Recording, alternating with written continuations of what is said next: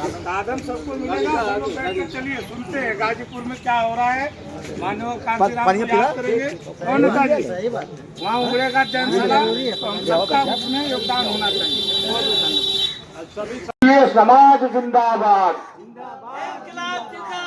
इनकलाब जिंदाबाद,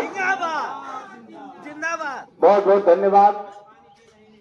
आज हमारे बीच में हम सबके गार्जियन, हम सबके मार्गदर्शक और बड़े ही तेजस्वी ओजस्वी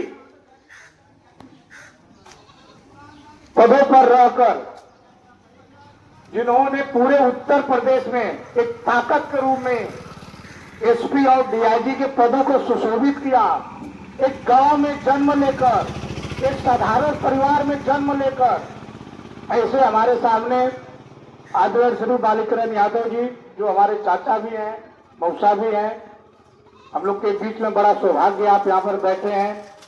अभी जिसका ओजस्वी भाषण आपने सुना मनई राम जी का, जो समाज को जागरूक करते रहते हैं, हमारे बीच में इस कार्यक्रम के आयोजक समाजवादी पार्टी के बहुत बड़े नेता, समाज के हितैषी, समाज के प्रहरी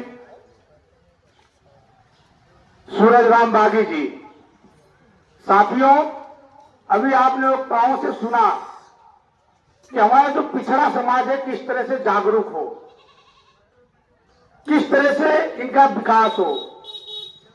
मेरे से बेहतर यहाँ पर डीआईजी साहब आपको समझाने का काम करेंगे किस तरह से हमें संविधान को बचाना है, किस तरह से हमारा समाज अन्य समाज के बराबर आकर खड़ा हो जाए।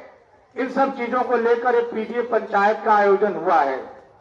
मैं आपको बताना चाहूंगा, अभी 2-3 दिन पहले ही देश के सर्वोच्च पदों का एग्जाम का रिजल्ट आया था, जिसको हम आईएएस बोलते हैं। जो आईएएस का रिजल्ट के बाद बच्चे डीएम, एसपी, आईआरएस तमाम उच्च पदों पर जाते हैं उस परीक्षा को पास कर।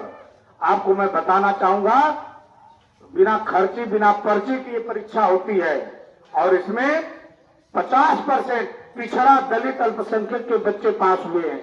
मैं इसलिए यहां बताना चाहता हूं कि मेहनत किसी की गुलाम नहीं होती है। अगर आप मेहनत करेंगे तो आप सफलता पाएंगे। जिस तरह से डीआईजी साहब आपके बीच में बैठे हैं, आप इतिहास उठा लीजिए इनका।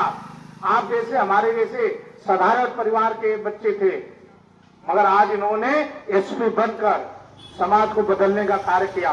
हम और सूरज राम बागी जी इनसे प्रेरणा लेकर समाज में अलग जगा रहे हैं। मैं आपको एक और सूचना देना चाहता हूं और आपको निमंत्रण देना चाहता हूं कि मान्यवर कांशीराम जी का जयंती 15 तारीख को गाजीपुर मुख्यालय पर मनाने जा रहे हैं हम लोग, जहां जन सैलाब उमड़ेगा। आप सभी उस कार्यक्रम में आकर और अपने कांशीराम जी को याद करिए और उनकी नीतियों को, उनके पदचिन्हों पर चलने के लिए एक संकल्प लिया जाए वहां पर। तो आप सभी लोग वहां पहुंचेंगे। साधन की व्यवस्था हम और बागी जी करेंगे। साधन आएगा, सिर्फ आपको बैठकर जाना है। ऐसे महापुरुषों के लिए चलना चाहिए।